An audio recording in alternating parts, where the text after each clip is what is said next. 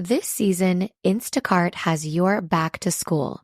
As in, they've got your back to school lunch favorites like snack packs and fresh fruit. And they've got your back to school supplies like backpacks, binders, and pencils. And they've got your back when your kid casually tells you they have a huge school project due tomorrow. Let's face it, we were all that kid. So first, call your parents to say I'm sorry, and then download the Instacart app to get delivery in as fast as 30 minutes all school year long. Get a $0 delivery fee with your first 3 orders while supplies last. Minimum $10 an order. Additional terms apply. We acknowledge the traditional owners of country throughout Australia and recognise their continuing connection to land, waters and culture. We pay our respects to their elders past, present and emerging. Welcome to This Song Is Yours. We're a music podcast that chats to artists, musicians and creatives on their songwriting craft and upcoming projects. I'm your host, Simon Fink, and welcome to episode 299. We're super close to hitting our 300th episode, but before we do, we're chatting to Mitch Rowland. The singer-songwriter has just released his debut record come June, and it is a stunning collection of songs and features appearances from artists like Ben Harper and one Mr. Harold Styles. You might actually know Mitch's work already, even if you don't realise it, as he was one of the writers on Watermelon Sugar. Now, before we dive into our chat with Mitch, please make sure you subscribe to this podcast on Spotify, Apple Podcasts, or whatever app that you use, and follow us across all of our social media channels. Details for all can be found within the show notes of today's episode. Our guest today is Mitch Rowland. He's a singer and songwriter originally from Columbus, Ohio, and after attending university, found himself playing in indie bands like Lionel the Jailbird and Total Navajo. A talented songwriter in his own right, Mitch found himself in a room with Harry Styles one afternoon after the original session guitarist had dropped out, and it ended up birthing a beautiful songwriting partnership. While working with Harry on songs like Golden, Watermelon Sugar, and Music for a Sushi Restaurant, Mitch was also tinkering away at his own music, which is this gorgeous, pared-back kind of folk music that would not be out of place next to Elliott Smith or Sufjan Stevens. Last week, he released Come June into the world, which is his debut record. In today's episode, we talk to Mitch about the songwriting across this new record and the track, The One I Love. We talk about how Mitch got Ben Harper to feature on the record and the serendipitous nature of how it happened. We also talk about working alongside his wife while songwriting and future tour plans for this record. Come June is out right now, and we've left links within the show notes on where you can buy the record. We also want to say a massive thank you to Emma and Rhiannon from Positive Feedback for their help with today's episode. Here is our conversation with Mitch Rowland.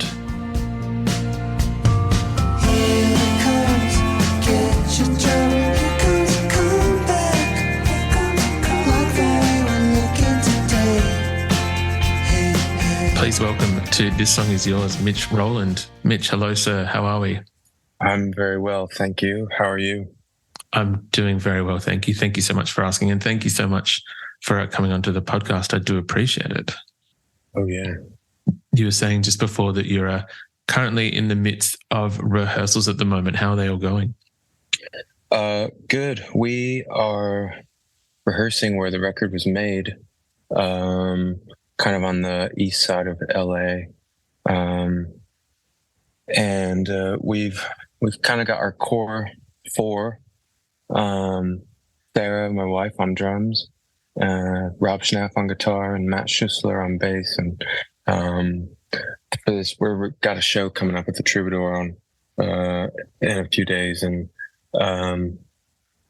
we're adding another guy who's going to play guitar, and then we're going to add a guy on keys who played on the record as well. From I know him as the guy from Jonathan Wilson's first band, but these days he's playing with Ziggy Marley. So the more we kind of fill it out, the better it feels.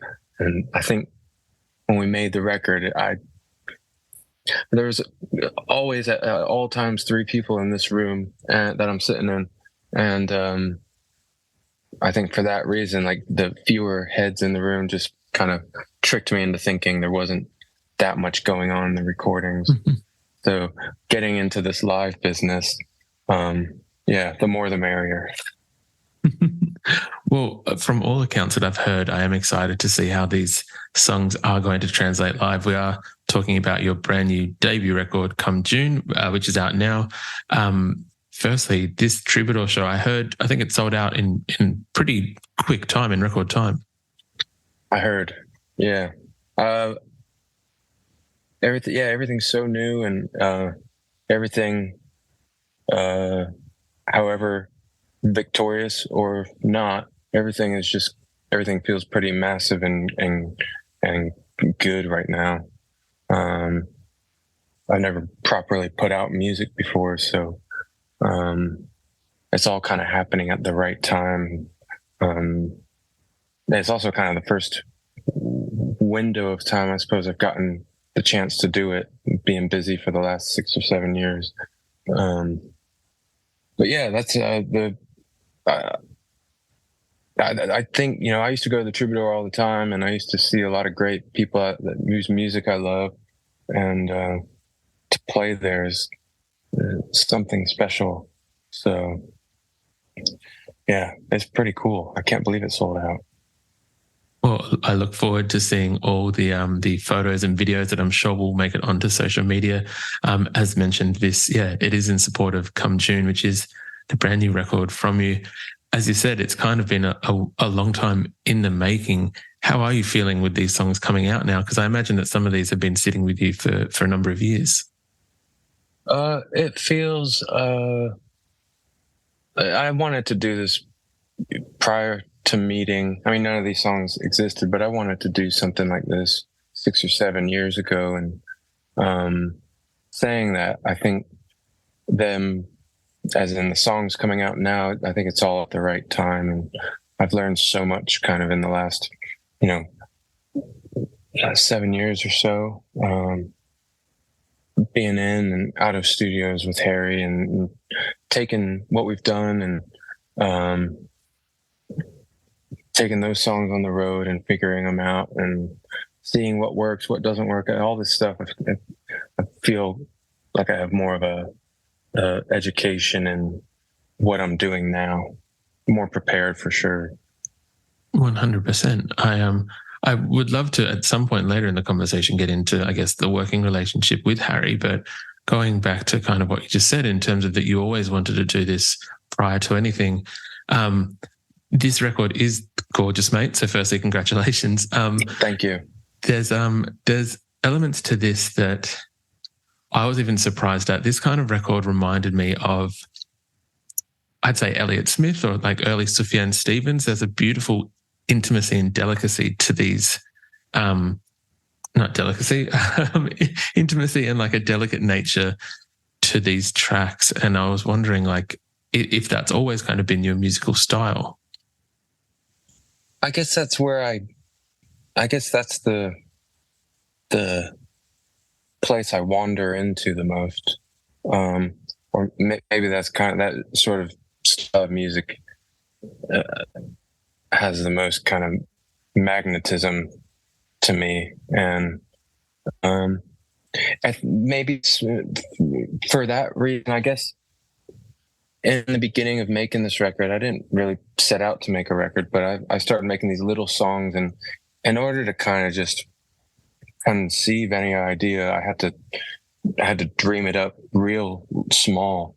And I didn't want to make songs longer than 2 minutes, and maybe I was kind of like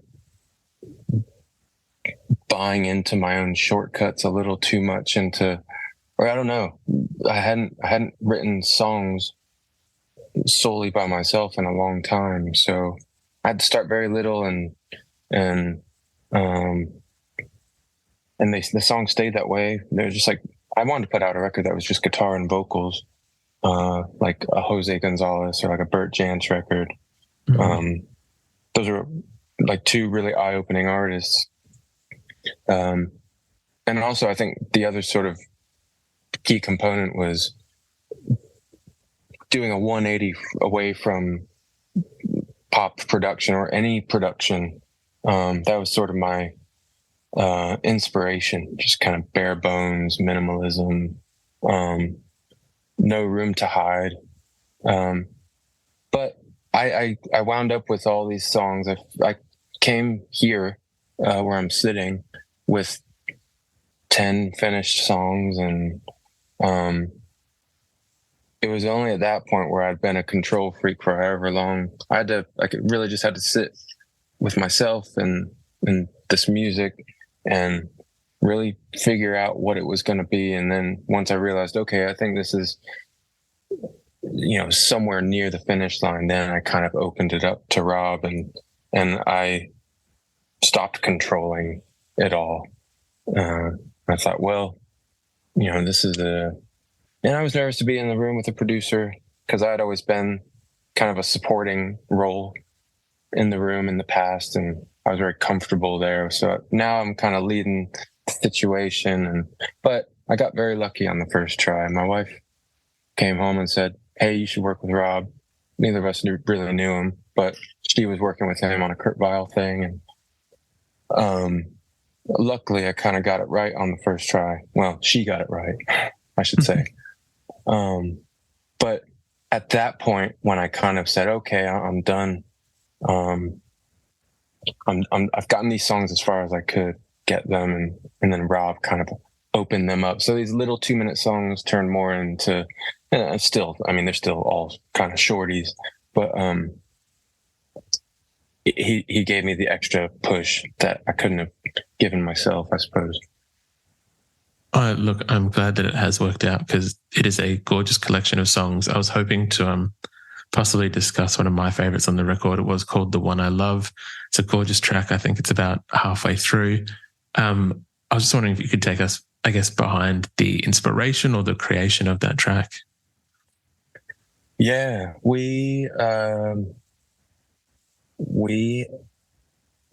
had at the time our cat was very sick, and our cat was kind of turning into skin and bones, and I don't know how it came to be, but we found this medicine on some crazy Facebook page, and unapproved, but tried and tested and all that. I said, "Your cat has this." Basically, this is too much story, but our cat was dying, and we brought it back to life with this crazy ass medicine. And the song is about him, little Randy. I absolutely love that. I wouldn't have guessed that. Is that, in terms of inspiration for tracks, how does that usually work for you in terms of, like, I guess, finding things in everyday life? I don't know. I try, and this has kind of been on my mind recently, but I think realizing over time, maybe one of the most important things I've taken away from working with Harry is watching someone who's unafraid of going anywhere. Like, everything's on the table. Anything's possible. And my dad works in B2B marketing. He came by my school for career day and said he was a big ROAS man. Then he told everyone how much he loved calculating his return on ad spend. My friends still laugh at me to this day. Not everyone gets B2B, but with LinkedIn, you'll be able to reach people who do. Get a $100 credit on your next ad campaign. Go to linkedin.com/results to claim your credit. That's linkedin.com/results. Terms and conditions apply. LinkedIn, the place to be, to be. This is an ad by BetterHelp. What are your self-care non-negotiables? It's hard to make time for the things that keep you healthy. But being consistent with self-care is like working a muscle. And when life gets crazy, that muscle keeps you strong. Therapy is the ultimate self-care. And BetterHelp makes it easy to get started with affordable online sessions you can do from anywhere. Never skip therapy day with BetterHelp. Visit BetterHelp.com today to get 10% off your first month.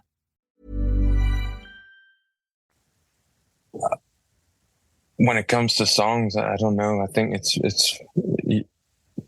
it's worth not boxing yourself in, and who knows where you'll end up. But I don't know. That was another song that, like the song Bluebells, it started off with sort of a drum beat, like a swingy drum beat, and so does this one. And I thought a cool way to frame the two, because they shared that thing at the top of the song, I could put Bluebells as the first song on side A, and when you flip it over, the first song on side B is the one I love, and it's, you know, both sides start with a sort of drum thing that takes you into the music. So that was kind of accidentally on purpose.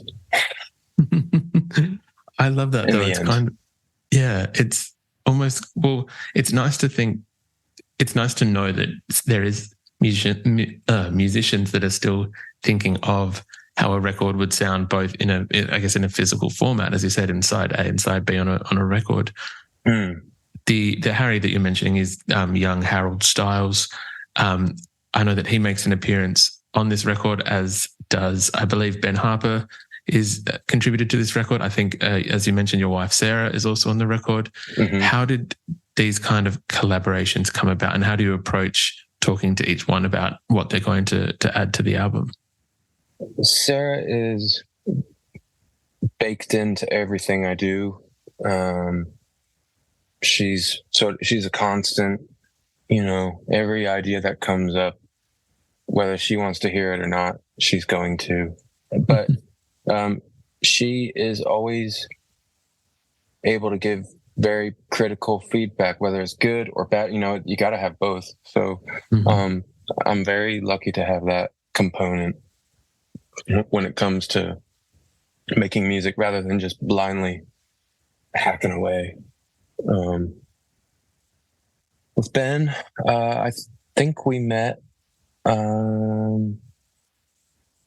That's an interesting one, because even going way back before this, I have a gold Les Paul that I bought from the internet. It was leading up to playing SNL with Harry.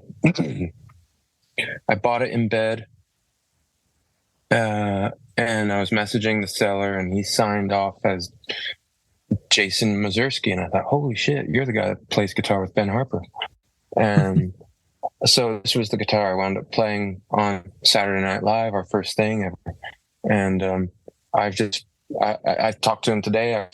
I've become very friends with him, and I guess I met Ben firstly through Jason, but I didn't really get to know him until he came and did Boyfriends with Harry. And I wasn't playing on that song, but I thought, this is the first time that I won't have to pay to see you play. So I was a little fly on the wall, smart, buzzing away. And he has a little girl that's close to my son's age, so we got to know each other from there. And, you know, we'll get our kids together when we can. And then it just kind of, I was showing him the demo to All the Way Back, just a voice and a guitar, and he started getting some ideas. Or I think he was kind of saying, oh, you could do this and that. And then I responded, you could do this and that. And then he did, which was amazing. And he also did it in this room. Everything was done in this room.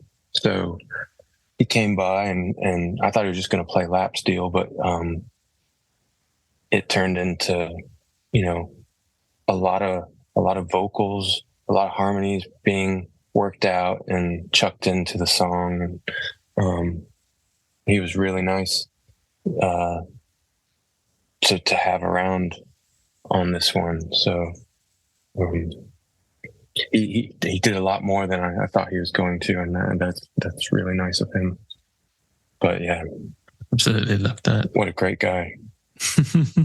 Ben Harper does strike me as the kind of gentleman who, is a gentleman and kind of would do that, kind of come over and not just, I guess, contribute one little thing, that it give himself over to the process, which I absolutely love is kind of true. I mean, Yeah, it's admirable. However big or small the task is, if you can call it that.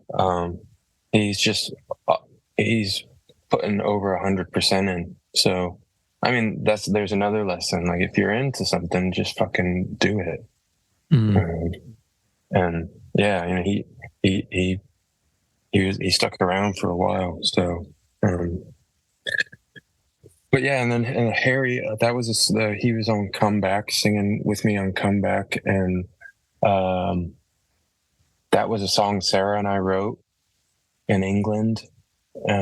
Not that matters, but I was kind of if I don't know if this sort of pile of songs was a quilt, we eventually did Comeback between the two of us, and I thought, well, this does not belong in the quilt. And I didn't know what to think of it. It came together very quickly, and probably because I wasn't seriously doing it for me. She suggested I show it to Harry, and I resisted, and then I did, and he was into it to the point where he asked if he could record it. So we did that, and then I kind of gave over after a while and thought, well, I don't know. I wasn't sure if I was trying to shit on my own song, because it wasn't like this me pretending to be Bert Jansch kind of idea, which I completely missed the mark on that one. But at the time I thought, this doesn't fit.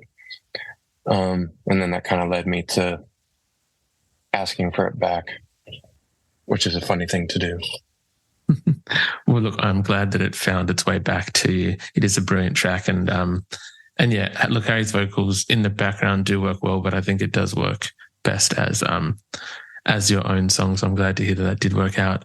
I know that at the start of the conversation we talked about rehearsals and playing the troubadour. Might be a bit of a silly question, but can we expect a bit of a bigger tour from yourself, possibly shows across the US and maybe even abroad? Yeah, that's kind of the plan. So as we kind of work our way through this promo bit, and you know, the odd thing here or there, it's all kind of a test for what the band will be down the road. So kind of getting all that stuff out of the way, who's in kind of business. Well, look, hopefully if there is any opportunity to come down to Australia, please, we would love to have you down here and play some shows. Yeah, for sure. I would love that. What city are you coming from, by the way? I'm currently in Adelaide. Originally a Sydney boy, but I'm currently living in Adelaide. Gotcha. Cool. I know you mentioned before I think were down here last around 2019 or so. Have you been to Adelaide or mainly just Melbourne and Sydney?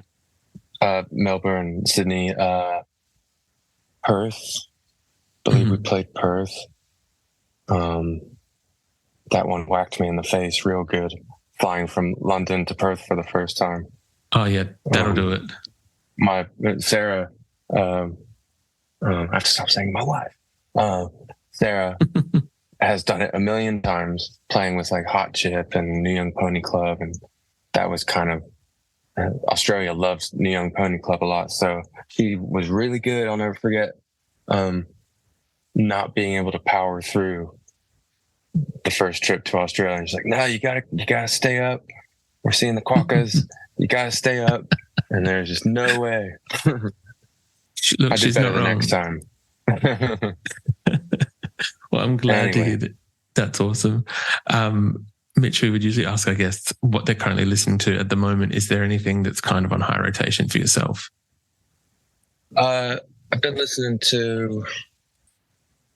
I keep listening to Candy Says by the Velvet Underground. And it's one of the songs that I know, but I don't really know it. And It's kind of my new favorite song. And when it ends, Spotify goes to, it's a Cass McComb song. I'm going to get this wrong, which stinks because we're live, but maybe it's Absentee, or maybe I can find out real quick. All right. Absentee. It goes on to that song, and that's happened enough times that maybe that's my second new favorite song. When Spotify has a mind of its own. Yeah, it definitely knows what it's doing in terms of recommendations. Yeah. Thanks, Spotify. You don't know me. Mitch, thank you very much for coming onto the podcast, and congratulations again on Come June. It is the brand new record. It is out now. All links will be in the show notes for people to buy the record and possibly catch any tour dates that you do have coming up. But thank you again. Thanks so much.